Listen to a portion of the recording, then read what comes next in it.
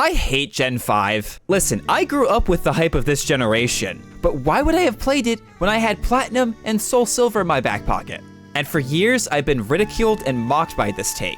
Even my own partner calls me out for it. That's because you're wrong and your opinion is invalid. So after years of this, I said, you know what? Fine, I'll give it another go. But to make things interesting, I was gonna Nuzlocke it. And with Ace returning as my coach, so began my Pokemon Black Nuzlocke.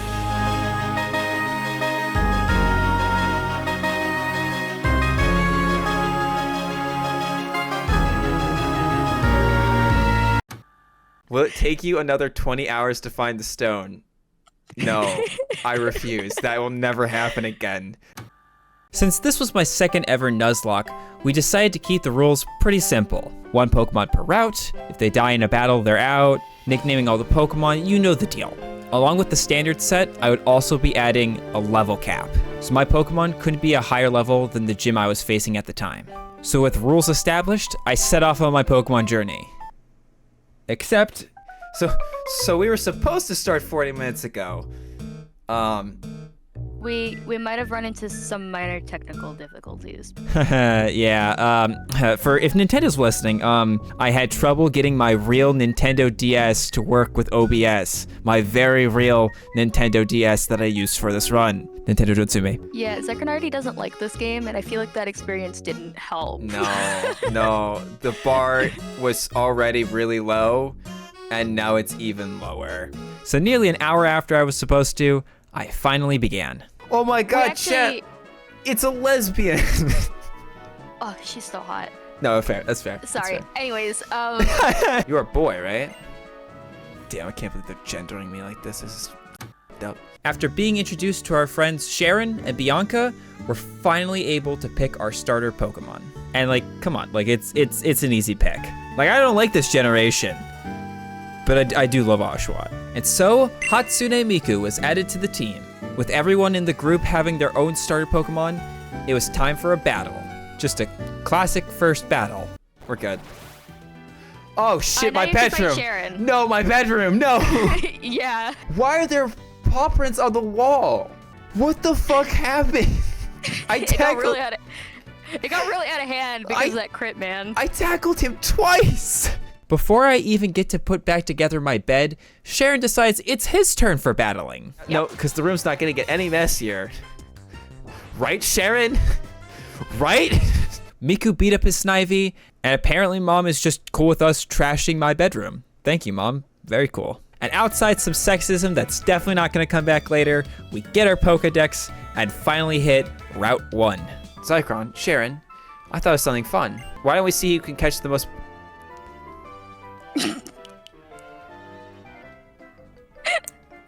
Bianca, I have some bad news to tell you. I'm playing my own game, thank you. It's called Torture. Surprisingly, the fact that I was Nuzlocking did not hinder me because Bianca and Sharon were only able to catch one other Pokemon. But hey, I got a Lillipup named Maeve after my own dog out of it, so... Win? I picked a good time to arrive in Accumula Town because apparently some Joe Rogan type dude was trying to make some speech about how, oh, Pokemon were being treated unfairly, this, and that. Buy my energy supplements. Joe Rogan leaves and takes his knights with him, and the crowd disperses. The words really stuck though with the one dude with green hair. He wanted a Pokemon fight even though he was totally drinking the Kool-Aid, so I'm not really sure how well he's sticking to the principles. His Purloin wasn't even really a match for Maeve, so it wasn't much of a fight. As long as Pokemon are confined in balls. He does say it like that. Sorry, I had to. Our next stop was Striaton City. Once again, battling Sharon and Bianca, and picking up a few new Pokemon, including Monkey D. Luffy the Panseer, and a Purloin that I let my friend Meg name. We could name it after my girlfriend's cat who fucking hates me. We gotta stop naming things after pets, guys. The idea. Quingus. Okay. So that's how we got Quingus. It's a cat Pokemon. I'm not exactly sold. It'll probably just be cannon fodder. It's just. Do you think Mr. Mime would be good at giving me a hug? I think Mr. Mime is. Michael, you can call me Michael. Michael! Michael, don't let him. Michael, they're playing Limp Bizkit. With all my Pokemon leveled up, I challenged Silent to a gym battle. Though I don't understand the theme of this gym as a restaurant, and you're facing off against waiters. Whatever the case, I need this gym badge, so let's just get this over with. The fight went pretty smooth, with Quingus, the street cat I found, taking bite after bite, and Monkey D. Luffy frying his pansage. With the trio badge in hand, I continued my journey, bumping into those Team Plasma Knights who literally kicked an animal and stole a small child's pet. Wow, I'm seeing a lot of PETA comparisons here. Regardless, with them out of the way, I made it to Nacrene City. Along the way, picking up Woo, Hugh, Government Camera, and Beaver. Kill the beaver. That is a rat. It's a rat, Bari, yeah. No, it's a beaver. Not sure why, but my friend Bari thinks pat rats look like beavers. Before I'm able to enter the gym, that green-haired kid whose name is apparently N decides to stop me at the doorway and wants to have another fight. I want to see things no one can see. The ideal Pokemon inside Pokeballs, and a future where Pokemon have become perfect. Do you feel the same?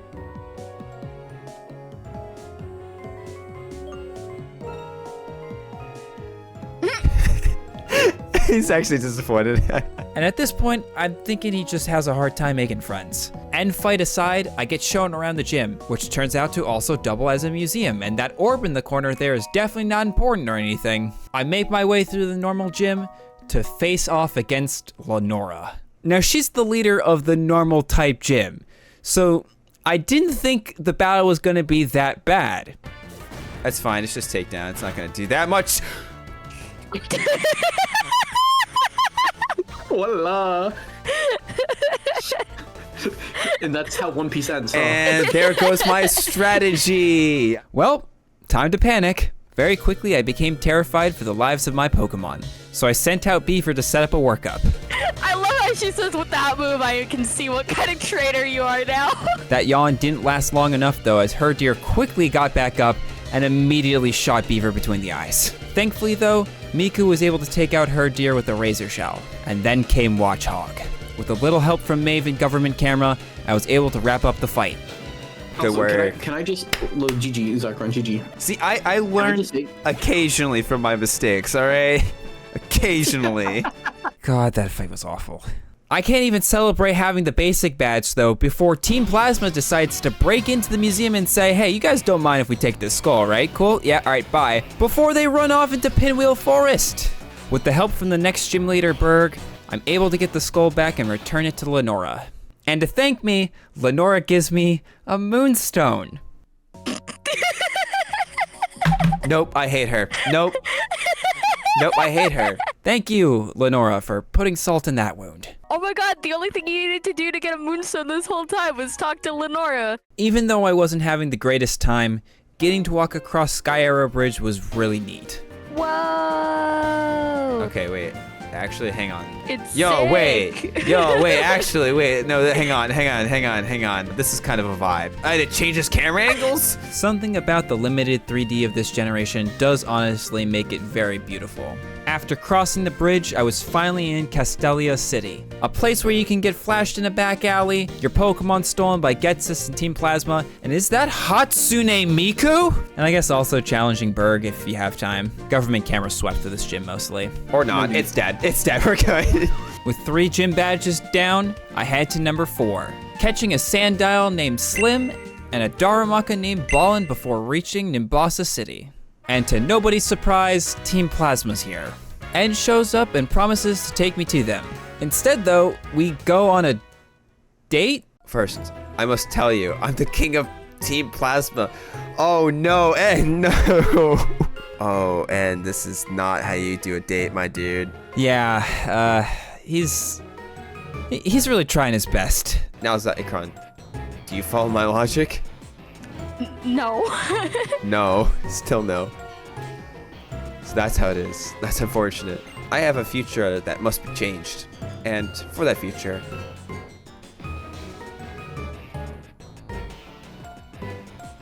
oh, if your conviction is not strong enough, you'll never be able to defeat me.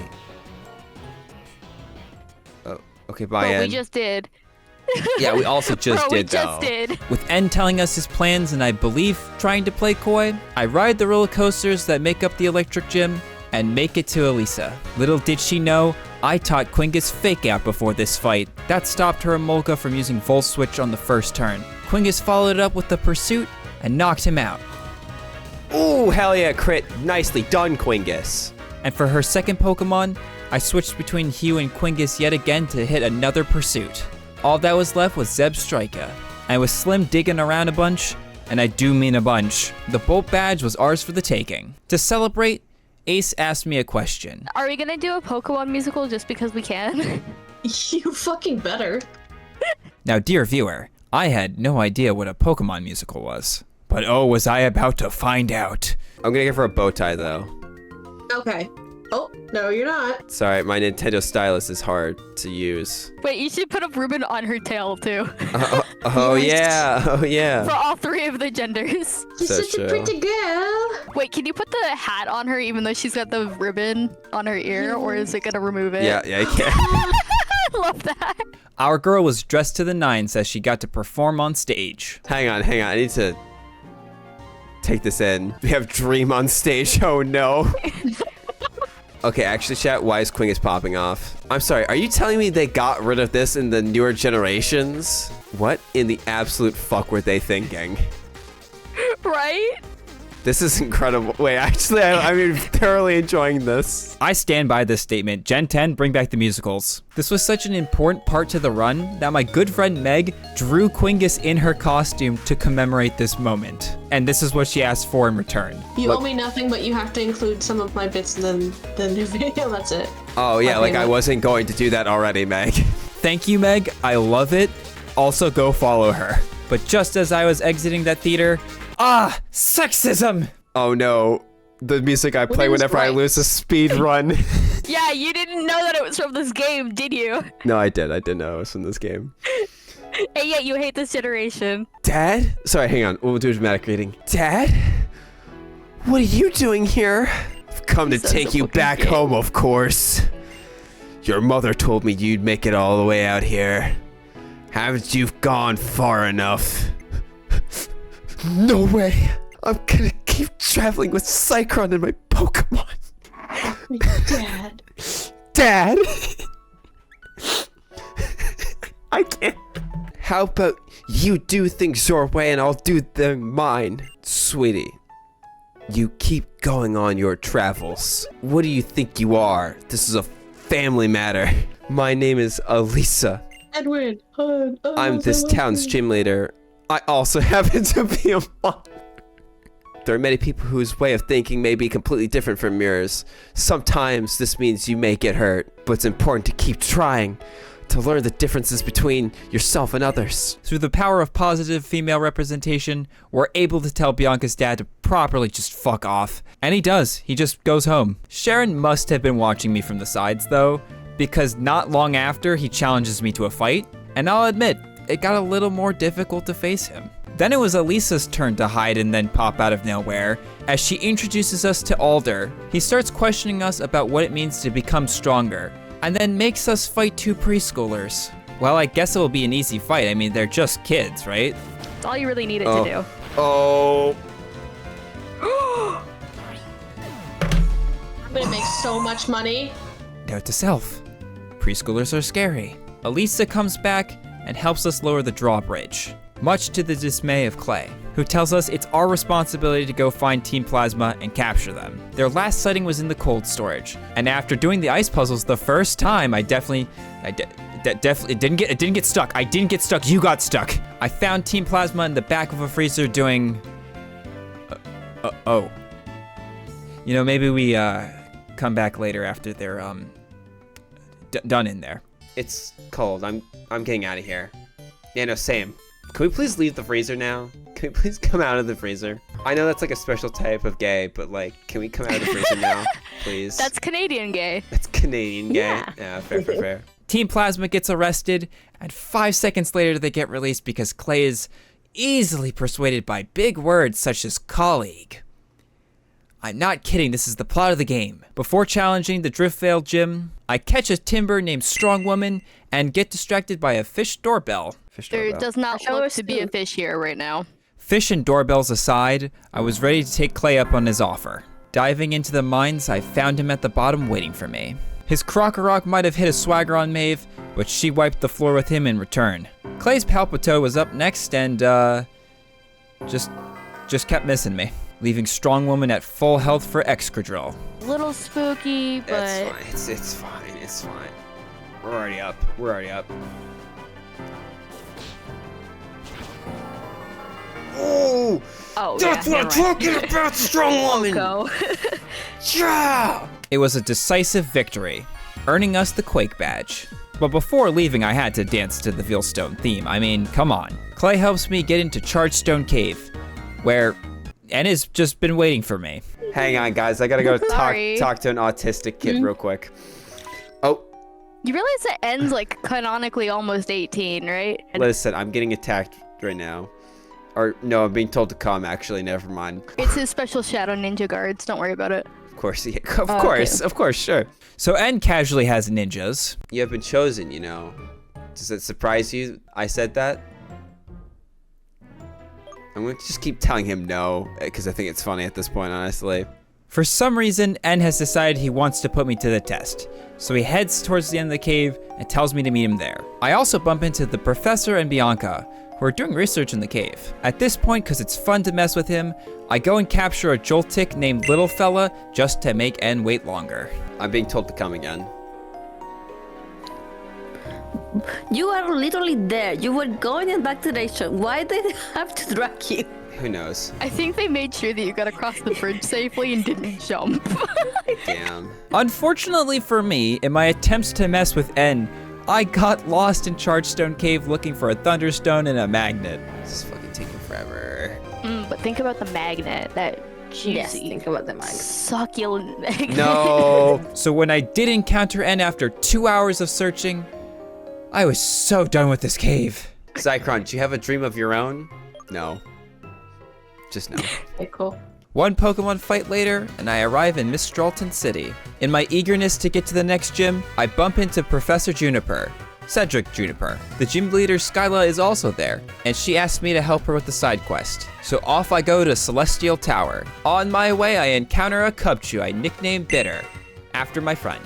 And shortly after, I realized I was at Twist Mountain, so I had to backtrack, which then caused me to lose Strong Woman to an optional trainer. Okay. Oh, shit.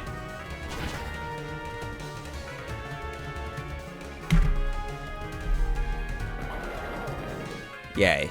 Finally making it to Celestial Tower, I battled trainer after trainer to ascend the staircase. Skyla was able to help the injured Pokemon already, because I definitely was taking my dear sweet time. But in the end, I got to ring the tower bell.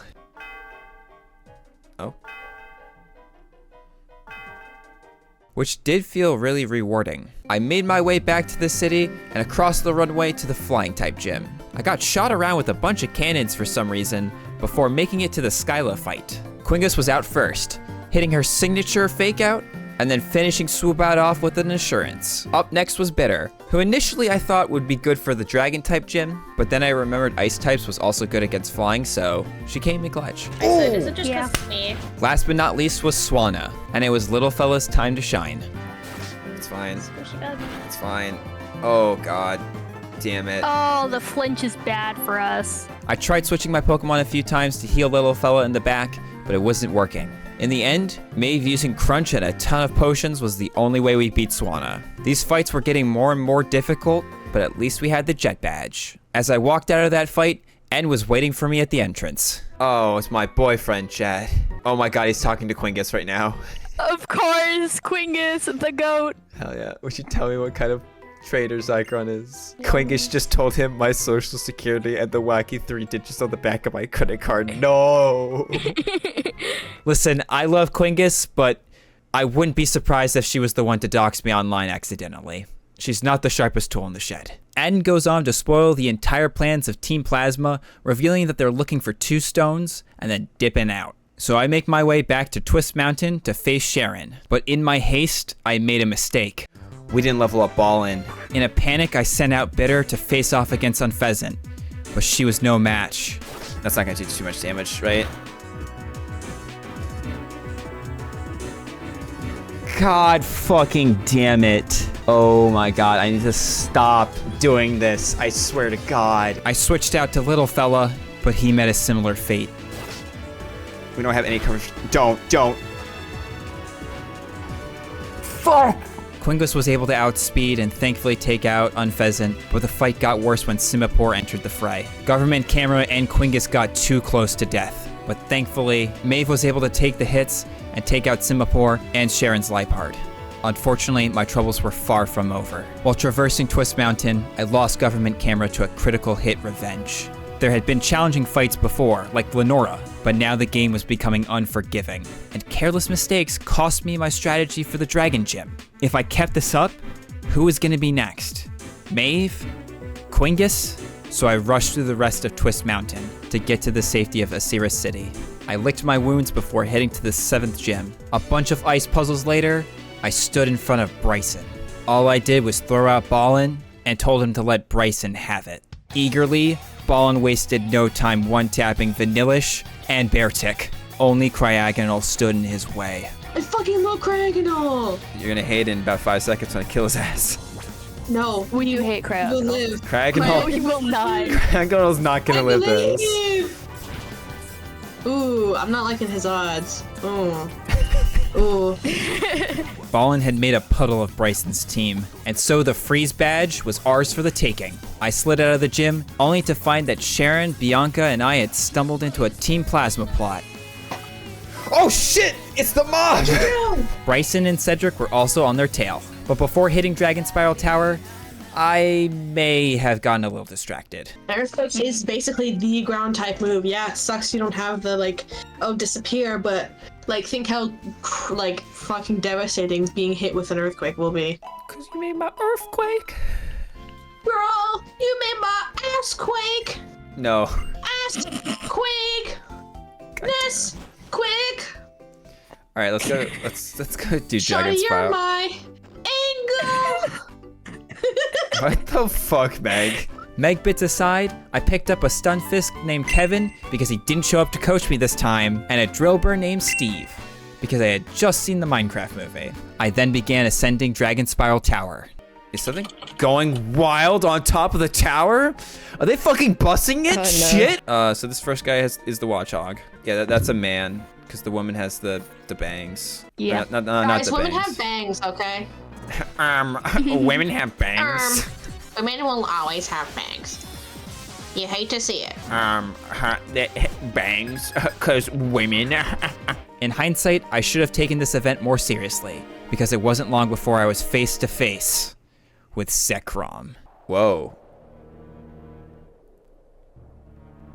Yo, wait, what the what? Oh. Hey, buddy.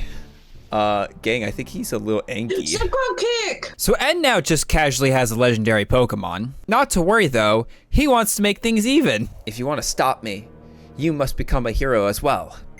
That's right, when Zicron's counterpart, Reshiram, recognizes you, we will finally be even, and then you can try and stop. Are you trying to foil yourself, Ed? What the fuck? So now knowing En's full plan to take over the world, we regroup with everyone and Alder to come up with our own. Luckily for us, Alder knows exactly where the stone holding Reshiram is located, so we head over to Relic Castle and oh, nope, actually it's not there.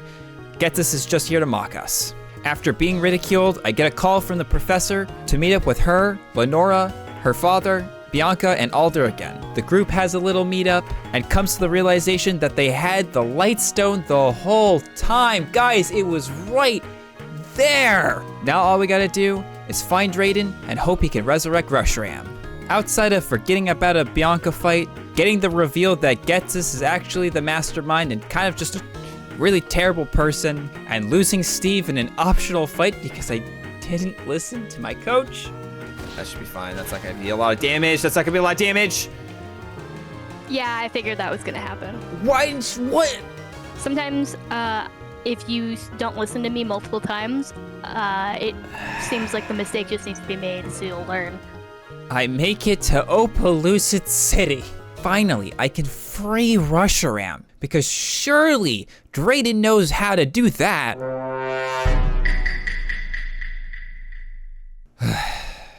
Well, time to do another musical and buy a plushie of Quingus. Wow, okay, thanks, lady. I'm not trying to brag, but we're rather rich. Oh, I'm sorry that I fucking have to struggle to feed myself. Sorry that you have 2 vacation homes instead of 3. Cry about it. With Bitter out of the picture, I needed to make a plan that wouldn't involve losing a bunch of my Pokemon in the Dragon Gym. So Ace and I put together the B team, also known as Cannon Fodder. With the new crew in tow, I went to finish the gym league.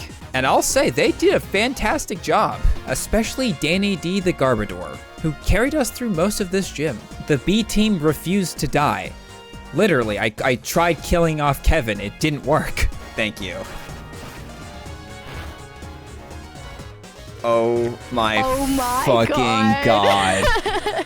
Finishing off the last of the dragon puzzle, it was Drayden time. With Danny D throwing down toxic spikes and hitting a bunch of clear smogs, all of his dragon dances were for naught. In the end, Hugh got to have the last laugh, throwing muddy water all over Haxorus. We have 2 Pokemon with Sturdy. Yeah. We can outlast. We can do this. Oh my god, we won. Oh my god, we won. You won deathless. Well, except for the 2 Pokemon. Doesn't fucking matter. Doesn't fucking leader, matter. But what a fucking Chad. Somehow, the B team earned us the Legend Badge. And with the full 8 badges, it was time for Victory Road. Sharon and I fought one last time before I finally reached the gates. I passed through each and every one of them, and up and down I slid on the mountain until I reached the doorsteps of the Pokemon League. This was it. Every decision I had made had led up to this point. The 6 Pokemon I chose for the Elite Four had to be carefully picked. So coming from the B team, Hermie the Crustle made a reappearance. I also added Goomy the Cofagrigus, Moongoose the Amoongoose, Cav the Haxorus, also named after a friend of mine, and of course from the OGs, Ballin the Darmanitan, and Quingus the Liepard. I had all 4 fights strategized out, including order. And so first, I took on Caitlin. Oh, she's eepy, chat. Caitlin is me for real. I did wake her up. I kind of feel shitty about that, but it's fine. Yeah, how dare you. I had to be careful about her Reuniclus, though. Quingus was gonna have to act fast to defeat it. Homegirl, you got this. Do it. Go, White, go. Fuck. Okay, that's fine. We expect, no, it's fine. It's fake out. It wasn't gonna do much. Night Slash. Please. Yeah. Please. Ooh. Okay. Not bad. Ooh, Not bad. oh. Not bad. You probably could do a fake out. Focus Blast. Oh no, it hit. Oh no. Oh, shit. Please don't. Fuck. Oh. You're fine.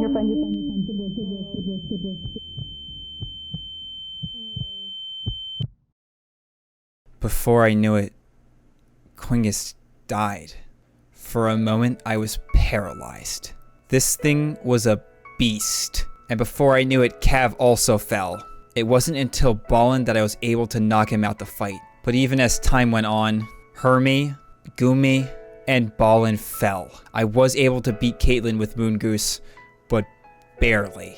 1 Elite Four member down, and 5 of my Pokemon dead, including Quingus. That stupid cat I found in the early game. The cat I was just expecting to throw away. Yet despite all of that, I grew to love her. And yet with 3 more trainers still to go, plus Alder, I made a decision. I think I've made a lot of stupid decisions. Mm-hmm. And I've lost a lot of good Pokemon. I think this is it.